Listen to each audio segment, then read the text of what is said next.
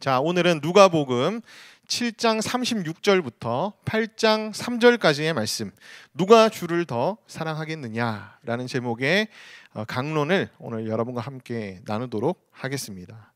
16번째 시간이고요. 이번 텀이 한 4, 5주 정도밖에 남지 않았어요. 근데 아직 누가복음 7장이어서 이 누가복음을 과연 몇 년도까지 해야 될까 하는 그런 생각이 들긴 하지만 주님께서 또 누가복음 계속 하는 가운데 또 은혜 주시기를 소망합니다. 이왕 우리가 누가복음 했기 때문에 누가복음 1장 1절부터 끝장 끝절까지는 완벽히 빠삭히 우리가 다 한번 공부를 하고 누가복음의 전문가들이 여러분들이 되시기를 소망합니다. 자, 오늘 이제 7장 36절부터 7장 50절까지에 나오는 내용은 여러분들이 익히 한 번쯤은 들어봤을 법한 그런 스토리인데요. 향유 옥합을 깨뜨려서 예수님의 발에 이렇게 닦은 그런 여인의 이야기입니다. 이 이야기들이 다른 복음서에서도 다들 나오기 때문에 같은 이야기라고 생각하실 수 있는데요. 사실 다른 복음서에 나오는 향유 옥합을 깨뜨린 여인의 이야기와 누가복음에 나오는 향유 옥합을 깨뜨린 여인의 이야기는 서로 다른 이야기라는 것을 여러분들이 일단 기억하시고 오늘 함께 이 7장 36절 말씀을 봤으면 좋겠는데요. 제가 이제 다른 복음서에 나오는 향유 옥합을 깨뜨린 여인의 이야기와 누가복음의 향유 옥합을 깨뜨린 여인의 이야기의 차이점에 대해서 이제 표로 이렇게 만들었습니다. 여러분 함께 보시면서 같이 나눴으면 좋겠어요. 자, 다른 복음서 마태복음 26장 6절에서 13절, 마가복음 14장 3절에서 9절, 요한복음 12장 1절에서 8절 말씀에 보면은 이 향유 옥합을 깨뜨린 여인의 이야기가 등장하는데 누가복음에 오늘 우리가 읽은 본문과는 비슷하면서도 세부적인 내용들이 확연히 좀 다르다는 것을 우리가 알 수 있습니다. 자, 호스트, 그러니까 예수님을 초대한 사람은 누구인가? 자, 다른 복음서들에서는 베다니 나병 환자 시몬, 예수님이 살리신 시몬이거든요. 예수님이 살리신 시몬이자 이 시몬의 누이들이 누구냐 하면은 유명한 마리아와 마르다. 그래서 이제 마태복음, 마가복음, 요한복음의 향유 옥합을 깨뜨린 이 스토리는 이제 호스트가 시몬입니다. 근데 누가복음에 등장하는 호스트는 똑같은 이름의 시몬이긴 한데요. 여기에 등장인물은 바리새인 시몬입니다. 시몬이라는 이름은 굉장히 흔한 이름이에요. 그래서 꼭 시몬이라고 해서 베드로도 시몬이라는 이름을 가지고 있잖아요. 그래서 이제 시몬이라는 이름은 이제 이 당시에 유대 사회에서 굉장히 흔한 이름이었기 때문에 우리가 이제 호스트가 똑같기 때문에 누가복음의 이야기와 다른 복음서 이야기를 좀 같은 이야기로 이제 혼동할 수가 있는데 다르다는 거 여러분들이 기억하시면 좋겠습니다. 자, 시기가 또 완전히 달라요. 다른 복음서의 향유 옥합을 깨뜨린 여인의 이야기는요, 예수님이 십자가에 달리시기 전 마지막 안식일에 일어난 사건입니다. 근데 이제 오늘 우리가 누가복음 7장에서 보고 있는 이 향유 옥합을 깨뜨린 여인의 이야기는 예수님의 공생애의 초창기 사역 때 갈릴리 정기 사역에서 이제 일어났던 그런 사건이에요. 향유를 바른 여인도 다릅니다. 누가복음은 죄인인 여인으로 이제 등장하고 있고요. 다른 복음서들에서는 시몬의 누이인 마리아가 향유 옥합을 깨뜨려 예수님에게 부었다라는 기록이 있습니다. 향유를 바른 이유도 달라요. 자, 다른 복음서들에서는 예수님의 장례를 위해서 향유 옥합을 깨뜨렸다고 예수님 스스로 직접 밝히십니다. 근데 이제 오늘 우리가 읽은 이 누가복음의 말씀에서는 이 여인이 향유 옥합을 깨뜨린 것은 바로 나를 굉장히 사랑하기 때문이다라고 이제 예수님께서 그렇게 또 밝히세요. 자, 내용적으로도 좀 차이가 있는데요. 자, 마태복음, 마가복음, 요한복음에 나오는 향유 옥합을 깨뜨린 여인의 이야기들에서는 여인을 향해서 제자들이 비난하는 내용이 나옵니다. 아니, 저게 얼마나 비싼 건데 저걸 팔아서 가난한 사람들에게 주면은 얼마나 좋았겠냐라고 이제 향유 옥합을 깨뜨린 여인에 대한 비난과 오히려 이 여인을 두둔하시는 예수님의 말씀과 이 여인을 향한 칭찬, 그런 내용들이 이제 등장하고요. 누가복음에 나오는 얘기들은 이제 시몬이 예수님을 비난해요. 대놓고 비난한 건 아닌데 속으로 이제 비난하는 내용이 나옵니다. 그래서 예수님께서 비유를 통해 가지고 시몬에게 가르치시는 그런 내용이 오늘 등장합니다.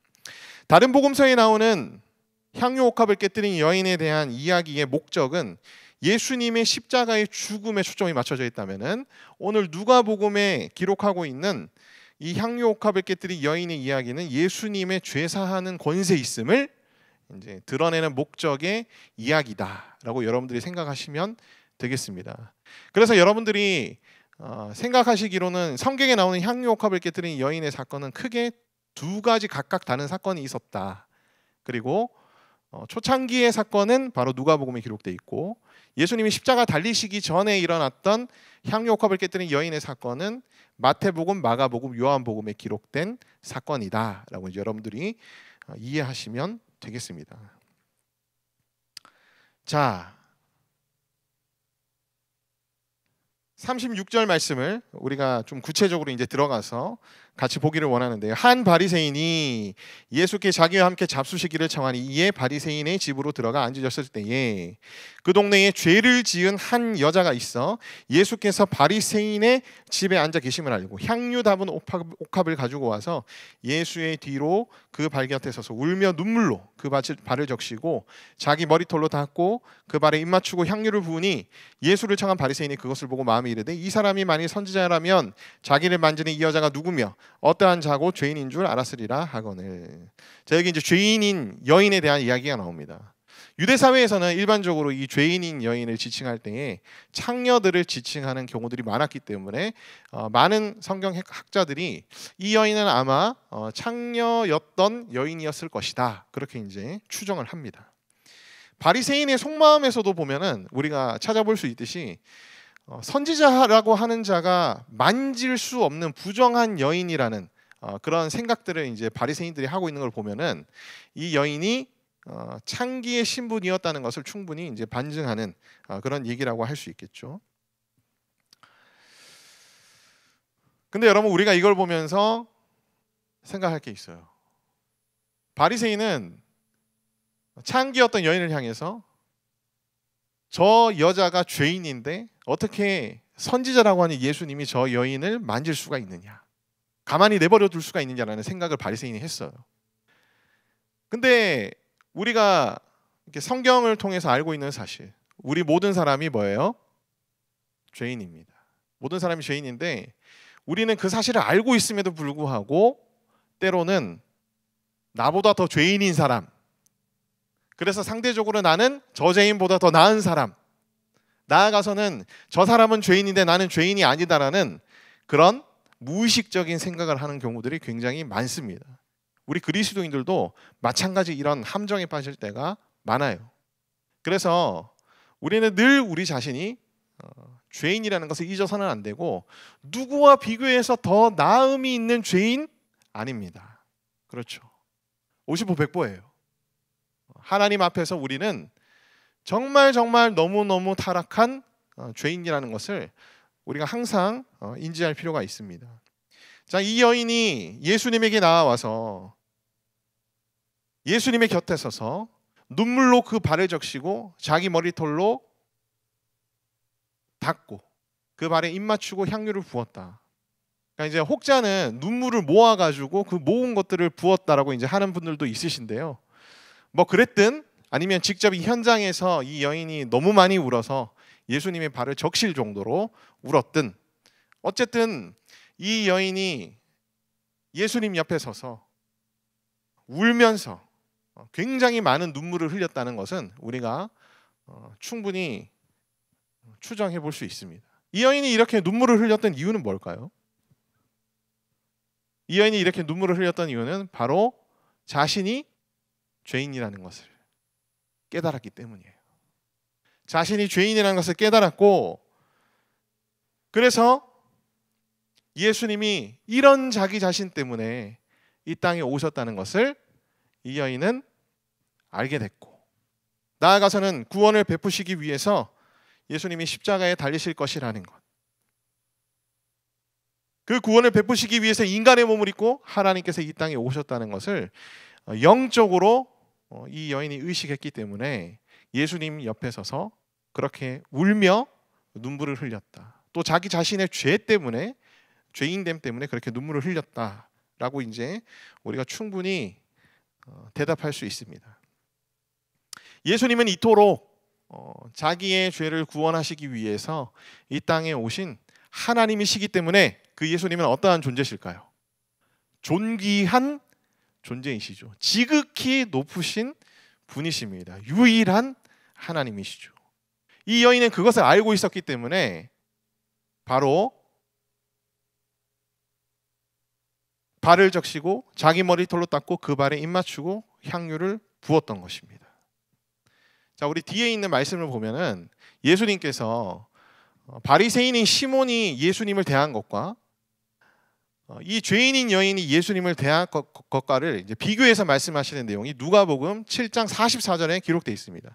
그 여자를 돌아보시며 시몬에게 이르시되 이 여자를 보느냐? 내가 내 집에 들어올 때 너는 내게 내 발을 씻을 물도 주지 아니하였으되 이 여자는 눈물로 내 발을 적시고 그 머리털로 닦았으며 너는 내게 입 맞추지 아니하였으되 그는 내가 들어올 때부터 내 발에 입 맞추기를 그치지 아니하였으며 너는 내 머리에 감람유도 붓지 아니하였으되 그는 향유를 내 발에 부었느니라.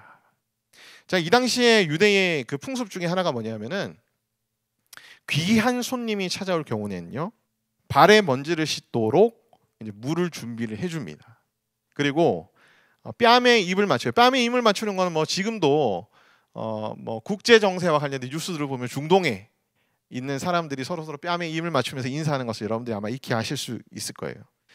그리고 귀한 손님이 찾아오면 머리에 감람유를 이제 붓습니다. 조금 부어요. 그러니까 이제 이게 이 당시에 귀한 손님이 찾아왔을 때의 풍습이거든요. 자, 그런데 바리새인인 시몬은 이렇게 하지 않았다는 거예요. 그것은 무엇을 의미할까요?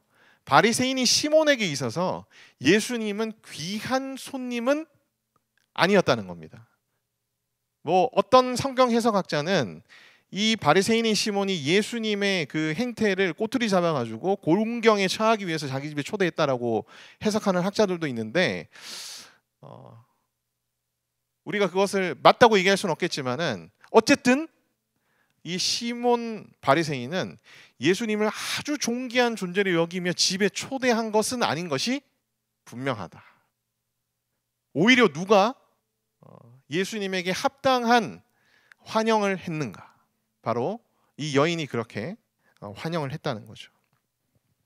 이 여인이 그렇게 예수님을 존귀한 손님으로서 환영한 이유는 바로 예수님이 하나님이시며 예수님이 메시아라는 그런 영적 의식이 있었기 때문이다. 우리가 그렇게 얘기할 수 있습니다. 자, 이때 바리새인인 시몬의 속마음이 이제 39절에 기록이 돼 있죠. 예수를 청한 바리새인이 그것을 보고 마음에 이르되 이 사람이 만일 선지자라면 자기를 만지는 이 여자가 누구며 어떠한 자 곧 죄인인 줄을 알았으리라 하거늘. 그러니까 예수님을 향해서 시몬이 의심합니다. 이 죄인인 여인은 자기가 얼마나 큰 죄인인지를 인식하면서 동시에 예수님이 지극히 높으신 하나님이자 이 땅에 오셔서 자기를 구원하시기 위해서 십자가에 달리실 분이라는 것을 알아챘지만 이 시몬은 예수님을 보면서 그런 의식 자체를 못했어요. 오히려 예수님을 의심했습니다. 선지자로서 예수님을 의심했어요. 아니, 선지자라면 이 여인이 얼마나 큰 죄인인지를 알 텐데 그 여인이 자기 자신을 만지게 그냥 내버려도? 라고 이제 이 바리새인인 시몬은 속으로 생각했던 거예요. 그러면 선지자가 아닌가 보네 라고 이제 시몬은 생각했던 거죠. 예수님에 대한 의심이 확증으로 이제 바뀌어가고 있는 그 바리새인인 시몬의 마음을 우리가 엿볼 수가 있습니다. 자, 이런 바리새인 시몬의 속마음을 예수님께서 아셨을까요? 모르셨을까요? 당연히 아셨겠죠. 당연히 아셨기 때문에 예수님께서 비유로 시몬을 일깨우시는 그런 가르침을 주십니다. 그래서 예수님께서 이제 비유를 말씀하시는데요. 자, 어떤 비유냐 하면은 500데나리온 빚진 자, 50데나리온 빚진 자를 가지고 예수님께서 말씀하세요. 그래서 이 빚을 준 사람, 돈을 빌려준 사람이 두 사람 모두를 탕감을 시켜줬는데 그렇다면 탕감받았을 때 누가 탕감해준 자를 더 사랑하겠느냐라고 이제 예수님이 시몬에게 물어봐요. 그때 시몬이 뭐라고 대답하냐 하면은 아니 당연히 많이 탕감받은 사람이 탕감해준 사람을 더 사랑하겠죠. 그렇게 얘기를 했을 때 예수님께서 43절에 그래 네가 그렇게 대답한 게 맞는 대답이다. 그게 바로 정답이야. 예수님께서 그렇게 말씀하세요. 자, 이 비유 속에서 빚은 곧 무엇을 의미하냐 하면은 죄를 의미합니다. 그러니까 500데나리온의 빚을 진 사람은 아주 큰 죄를 지은 죄인. 50데나리온의 빚을 진 자는 좀 덜 죄 지은 죄인. 그렇게 이제 예수님께서 일단 정의를 내리시고 이 비유를 말씀해 주신 거예요. 자, 채무자들, 돈을 빌린 사람들은 누굴까요? 바로 이제 죄인들입니다. 그리고 채권자는 누구죠? 바로 하나님이세요. 그러니까 하나님의 입장에서는 뭐 돈 빌린 사람들 똑같은 사람들이죠. 그러나 돈을 빌린 사람 입장에서 보면은 더 많이 빌렸고 덜 빌린 사람들이죠. 자, 많이 탕감받은 자가 더 탕감해 준 사람을 사랑하게 됐다. 이 얘기는 뭐냐면은 자신이 얼마나 큰 죄를 지은 죄인인지를 더욱 깊이 자각하고 깨달을수록 나에게 돈 빌려준 사람, 하나님이죠. 하나님에 대한 사랑이 이제 커진다는 것을 의미해요. 여러분, 우리가 신앙생활을 하면서 우리가 하나님을 얼마나 더 사랑하느냐는 자신이 얼마나 큰 죄를 용서받았는가를 깨닫는 것과 관련이 있다는 겁니다. 그래서 내가 얼마나 심각한 죄인인지를 깨달아 알면 알수록 거기에 비례해서 하나님의 사랑이 더욱더 크다는 사실을 우리가 이제 깨닫기 시작하는 거죠. 여러분, 우리가 정말 타락하고 정말 답없는 죄인이라는 것을 더욱더 깊이 우리가 깨달아 알기를 소망합니다. 우리의 존재에 대한 존재론적인 인식이 우리에게 얼마나 주어지는가에 따라서 하나님을 향한 사랑이 더욱더 커진다는 사실을 꼭 기억하시기를 바랍니다. 자, 누가복음 7장 44절 말씀에 이제 이 비유를 끝내시고 시몬에게 말씀하세요. 아까 읽었죠? 자, 이 여자는 너는 이렇게 하였지만 나에게 이렇게 했고 너는 이렇게 하지 않았지만 나에게 이렇게 했다. 이런 얘기들을 하시면서 47절 말씀에 이렇게 말씀하세요. 그의 많은 죄가 사하여 줬도다. 이는 그의 사랑함이 많음이라. 사함을 받은 일이 적은 자는 적게 사랑하는지라. 이렇게 예수님께서 대답하십니다. 자, 이 47절에 제가 색을 넣은 이 문장은 많은 신학적인 논쟁을 불러일으키는 그런 성경 구절이기도 해요. 왜냐하면은 그의 많은 죄가 사해졌는데 이는 왜냐하면 그의 사랑함이 많기 때문이다 라는 게 이제 직역된 성경의 의미거든요. 그렇다면 죄를 사해 주시는 그 이유가 얼마나 사랑하느냐와 관련이 있다라고 이제 해석이 될 수가 있기 때문에 이게 굉장히 많은 신학적인 논쟁을 불러일으킬 수가 있는 거예요. 그러니까 하나님을 사랑하지 않으면 죄 사함을 받지 못하고 하나님을 사랑하면 죄 사함을 받을 수 있는 거다. 그렇다면 어느 정도 사랑해야 죄 사함을 받는가? 이제 이런 질문들이 막 생겨나기 시작하죠. 여러분, 질문 드리겠습니다. 하나님을 얼마나 사랑하느냐에 따라서 우리가 구원받나요? 아니죠. 우리가 구원받는 유일한 조건은 뭐죠? 바로 믿음 때문이죠. 믿음이 있는 자는 구원을 받습니다. 구원의 유일한 조건은 믿음이에요. 그걸 여러분들이 꼭 기억하셔야 되는데, 그렇다면 이 대목을 어떻게 이해해야 될까? 예수님도 스스로 50절 말씀에 보면은 이렇게 말씀하십니다. 예수께서 여자에게 이르시되 내 믿음이 너를 구원하였으니 평안히 가라. 예수님도 뭐라고 말씀하세요? 너의 사랑함이 너를 구원하였습니다라고 얘기하지 않고 뭐라고 말씀하세요? 내 믿음이 너를 구원하였다라고 얘기하시죠. 예수님 스스로도 구원의 조건을 믿음이라고 말씀하고 계세요. 그렇다면 우리가 이제 47절 말씀을 좀 더 파고들어서 이게 과연 어떤 의미일까? 죄사함의 조건, 구원의 조건이 사랑함이 아니라는 것은 알겠는데 그렇다면 왜 예수님께서 이런 표현들을 하셨을까? 일단 여러분, 성경은 굉장히 함축적으로 이렇게 많은 의미들이 내포된 그런 워딩들을 많이 쓴다는 것을 여러분들이 기억할 필요가 있습니다. 막 풀어서 이렇게 써놓은 부분도 있지만 그렇지 않은 많은 의미들이 함축된 그런 표현들도 있거든요. 자, 이 부분에 대해서 여러 가지 이제 해석들이 있는데 크게는 이제 두 가지 해석이 있어요. 첫 번째 해석은 뭐냐면 그의 많은 죄가 사하여 줬도다는 이제 여자의 많은 죄가 사하여 줬도다고, 그 다음에 이는 그의 사랑함이 많음이라는 이는 하나님의 사랑이 많음이라라고 이렇게 해석하는 해석학자들이 있습니다. 그러니까 그의 지칭하는 그 인칭대명사의 대상을 여자 그리고 하나님으로 보는 거죠. 자, 왜냐하면은 앞선 그에 해당되는 단어가 여성형이고요, 뒤에 그에 해당되는 단어가 단순 3인칭이기 때문에 해석학자들이 거기에 착안을 해서 앞에는 여자일 것이고 뒤에는 하나님일 것이다. 만약 이렇게 해석한다면 이 신학적인 논쟁이 해결이 되겠죠. 하나님의 많은 사랑으로 인해서 하나님께서 우리에게 믿음을 주시고 그 믿음으로 우리가 죄를 사해 주시는 것이다. 이제 우리가 그렇게 해석할 수 있기 때문에 많은 신학적인 논쟁이 해결이 돼요. 그러나 사실 맥락을 우리가 봤을 때에 많이 탕감받는 자가 더 많이 탕감해 준 자를 사랑한다는 앞선 비유가 있기 때문에 그의 사랑함이 많은지라를 하나님의 사랑이 많은지라로 보는 것이 과연 합당할까, 타당할까라는 질문을 아니할 수가 없습니다. 그래서 저는 개인적으로 두 번째 해석이 좀 더 정확하고 올바른 해석이 아닐까라는 생각이 드는데요. 자, 뭐 첫 번째로 해석하든 두 번째로 해석하든 뭐 오늘의 중요한 메시지상 크게 문제는 없어요.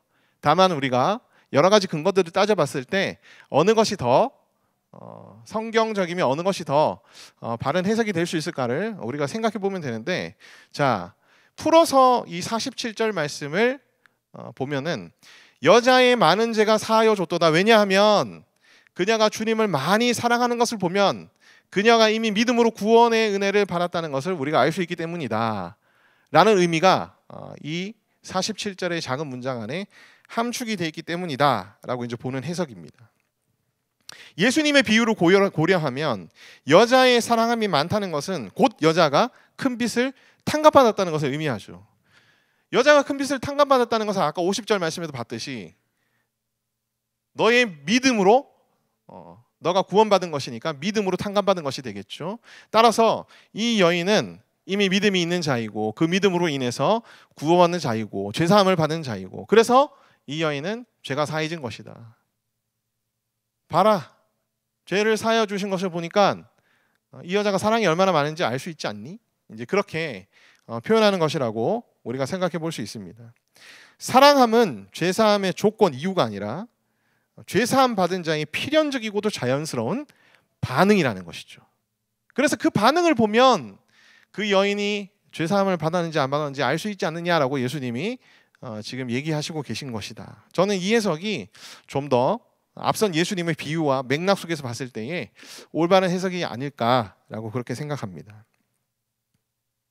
주님을 향한 많은 사랑이 있다는 것은 곧 그 사람이 죄사함을 받았다는 것을 증거하는 그런 반응이기도 합니다. 죄사함과 구원의 은혜를 크게 경험한 사람일수록, 왜냐하면 주님을 사랑할 수밖에 없기 때문이죠. 많이 탕감받았으니까.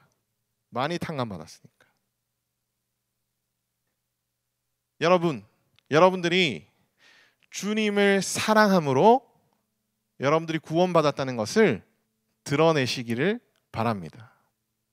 믿음으로써 우리가 구원받았다는 것을 드러내기도 하지만 결국 그 믿음이 주님을 더 사랑하게 만들거든요.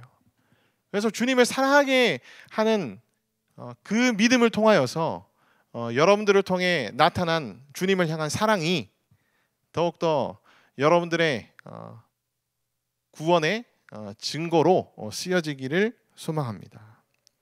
자, 그래서 이제 우리가 한 가지 생각해 볼 것은 죄사함과 구원의 은혜를 진정 깨닫고 경험한 사람인지 아닌지 어떻게 구별할 수 있느냐?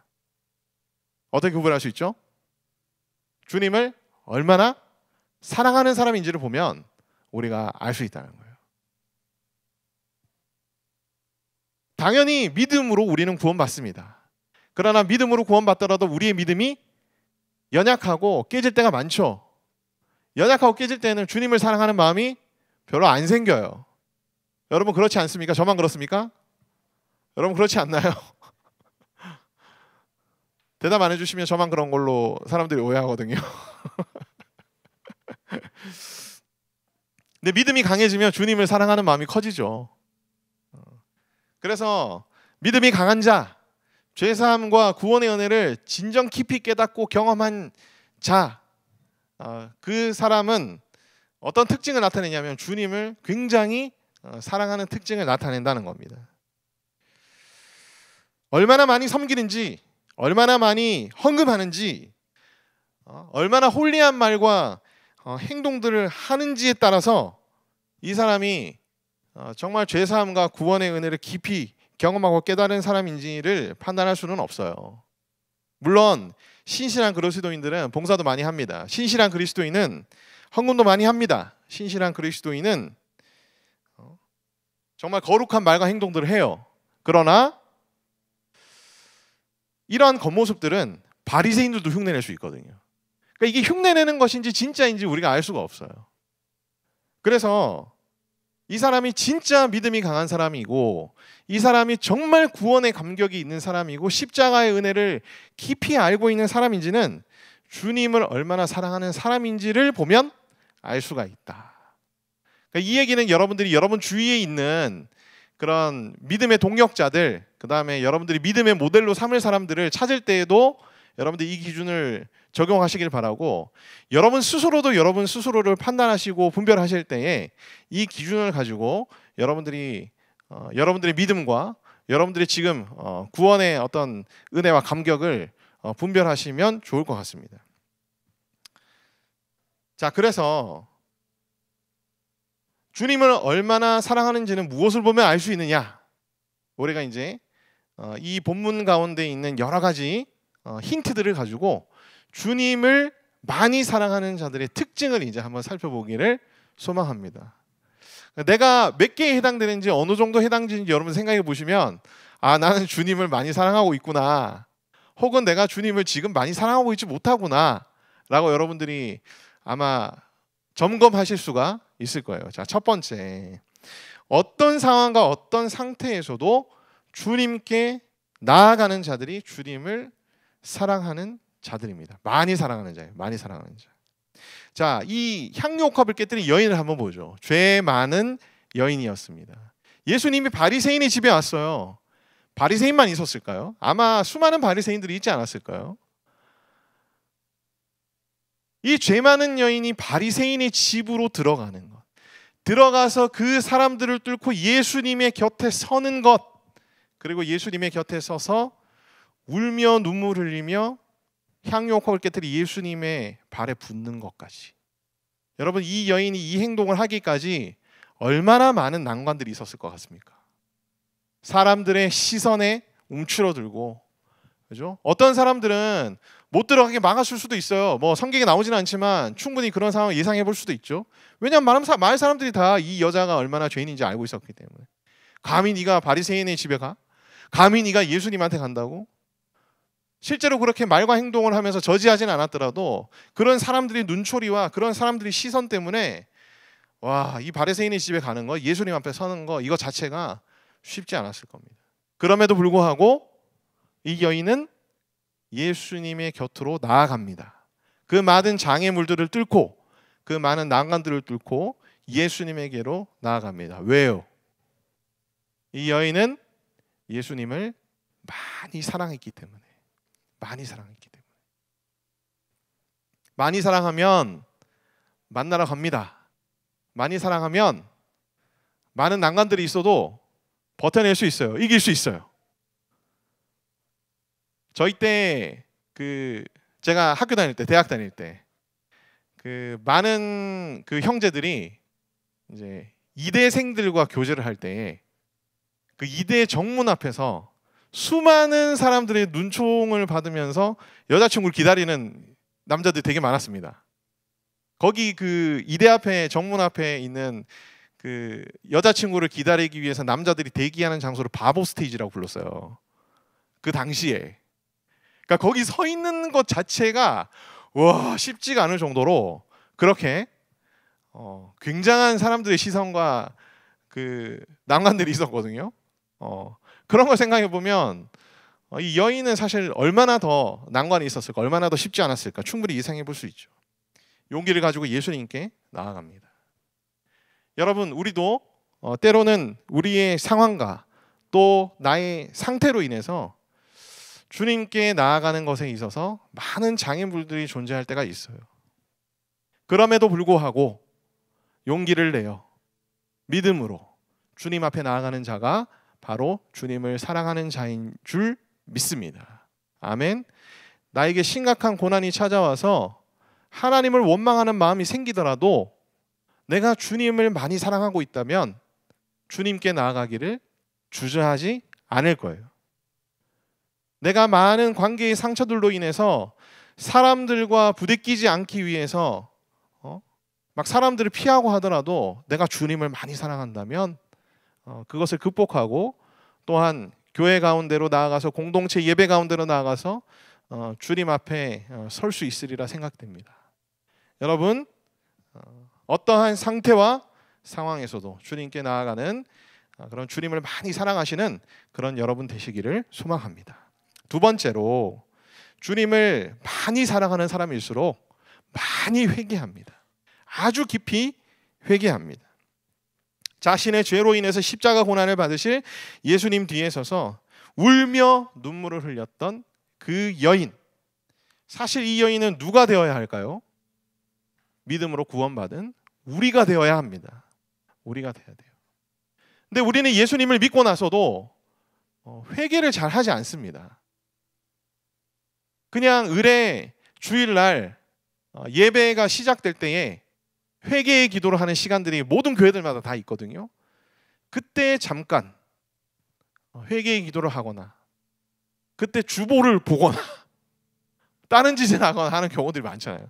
그때 왜 우리가 과연 얼마나 주님 앞에 정말 진지하게 진심으로 회개의 기도를 하는가를 우리 스스로 질문을 던져볼 필요가 있습니다. 뭐 저 자신도 마찬가지로 질문 던져보면 부족하기 짝이 없어요.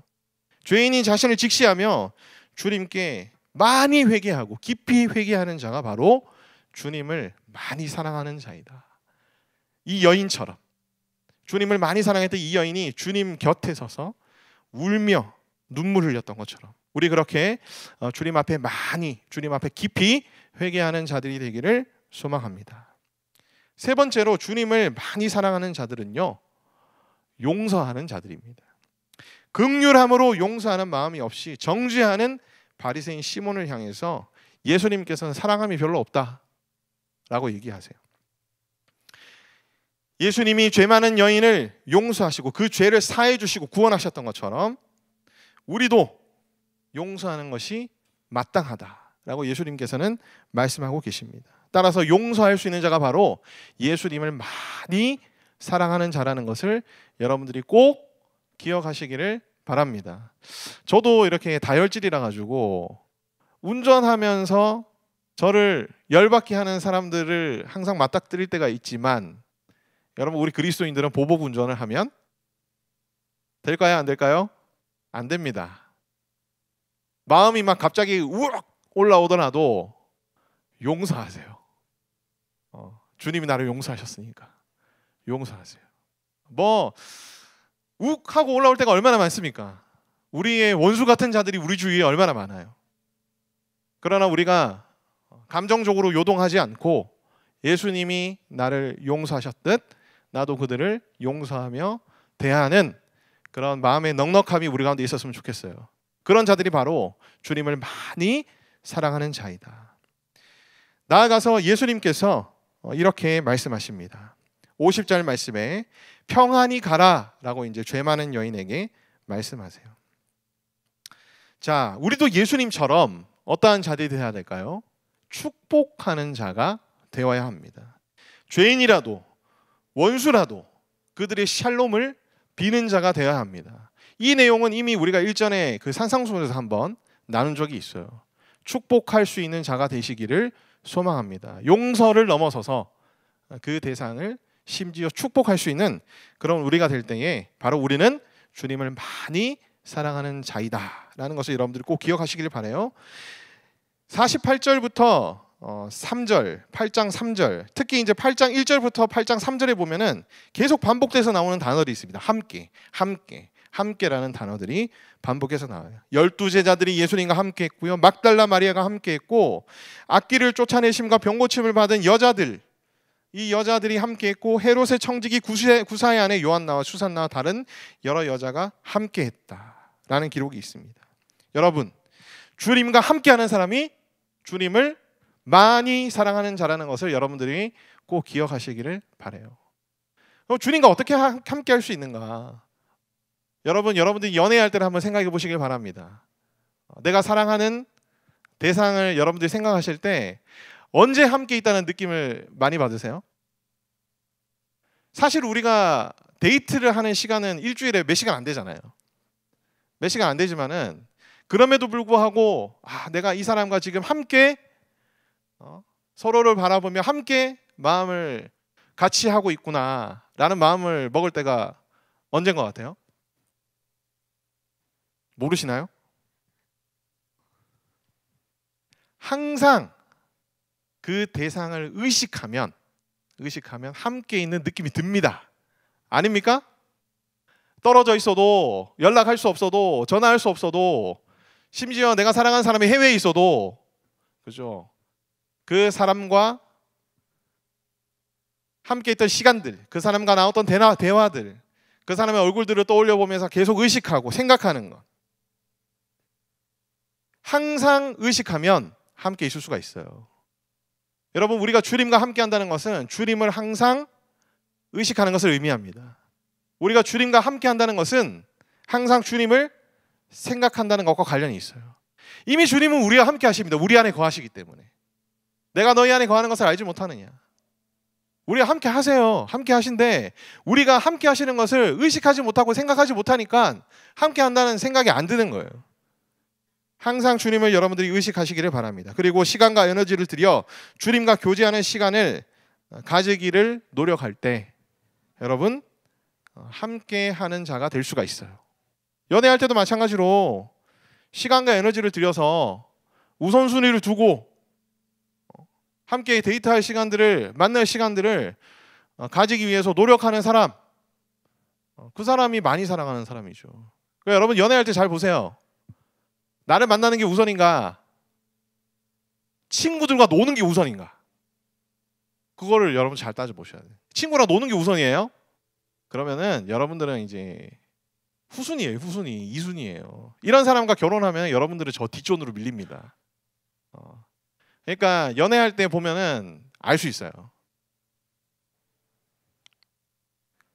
주님과 항상 함께하기 위해서 주님을 의식하고 주님을 생각하기 위해 노력하는 자, 그리고 주님과 교제하기 위해서 노력하는 자들이 주님을 많이 사랑하는 자들이다라는 것을 여러분들이 꼭 기억하시길 바랍니다. 마지막으로 주님을 위해 희생하며 헌신하는 자들이 주님을 많이 사랑하는 자들입니다. 향유 옷값을 깨뜨렸어요. 굉장히 비쌉니다. 그리고 8장 3절에 보면은 청지기 구사의 아내 요한나와 수산나와 다른 여자가 함께하여 자기들의 소유로 그들을 섬기니라 라는 말씀이 있어요. 예수님을 위해서 자기의 것을 희생하고 헌신했습니다. 여기서 중요한 거는 예수님을 위해서예요. 섬김과 헌신은 누구나 다 할 수 있습니다. 근데 무엇을 위해서, 누구를 위해서 섬김과 희생을 할 것이냐, 이게 중요해요. 여러분 여기 계신 분들은 아마 여러분들의 공동체에서, 여러분들 교회에서 굉장히 많은 희생과 섬김과 헌신을 하고 있을 겁니다. 근데 여러분 누구를 위해서 하십니까? 무엇을 위해서 여러분들이 섬김과 헌신을 하고 계세요? 우리는 때로 나를 위한 희생과 헌신을 할 때가 많습니다. 내가 이런 자리에 있으니까, 그런 자리에 합당한 모습을 보여야 되니까, 혹은 인정받고 싶으니까, 저런 사람이 되고 싶어서 나를 위한 목적으로 섬김과 헌신을 하는 사람들이 많이 있을 수 있습니다. 여러분 주님을 위해 섬기고 주님을 위해 희생하시고 주님을 위해 헌신하시는 그런 여러분 되시길 바랍니다. 혹여 나의 희생과 섬김과 헌신의 목적이 주님과 주님의 나라가 아니라 나와 나의 유익이라면 여러분들이 다시 고치시고 바로 잡으시고 다시 여러분들이 초심을 회복하시는, 그래서 주님을 더욱더 많이 사랑하는 그런 여러분 되시기를 소망합니다. 우리 이 시간 이 말씀을 기억하면서 함께 주님 앞에 같이 기도하기를 원하는데요. 자, 죄 많은 여인이 예수께 나아가서 서서 울며 눈물을 흘렸던 것처럼 죄 많은 우리도 서서 울며 눈물 흘리며 회개하게 하여 주시옵소서. 우리를 사랑하셔서 베푸신 십자가의 은혜와 구원의 감격을 회복시키시고 더욱 주를 사랑하게 하여 주시옵소서. 어떠한 상황에서도 주님께 나아가게 하여 주시고 예수님이 그러하셨듯 우리도 용서하며 축복하는 자가 되게 하여 주시옵소서. 나를 위해 섬기고 헌신하는 것이 아니라 오직 주님을 위해 섬기고 헌신할 수 있도록 우리의 마음을 고쳐주시고 회복시켜 주시옵소서.